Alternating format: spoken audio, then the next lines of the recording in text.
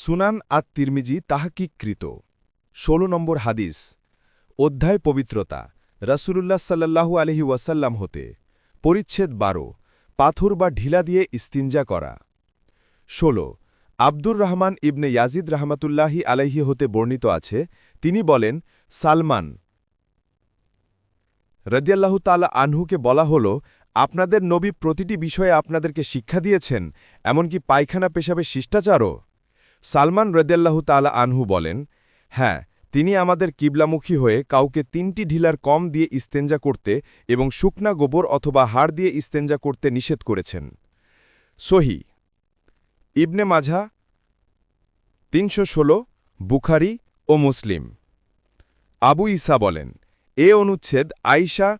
খুজাইমা ইবনে সাবিত জাবির ও সাইব রাদিয়াল্লাহু তাআলা আনহু হতে বর্ণিত হাদিসও রয়েছে আবু ঈসা বলেন সালমান রাদিয়াল্লাহু তাআলা আনহু এর বর্ণিত হাদিস হাসান সহি বেশিরভাগ সাহাবা ও তাবির মতে ইস্তেঞ্জায় যদি ঢিলা দ্বারা সুন্দরভাবে পরিষ্কার হয়ে যায় তবে তাই যথেষ্ট পানির দরকার নেই সুফিয়ান সাউরি ইবনুল মুবারক ইমাম শাফি আহমদ ও ইসাকের এটাই মত হাদিসের মান সহি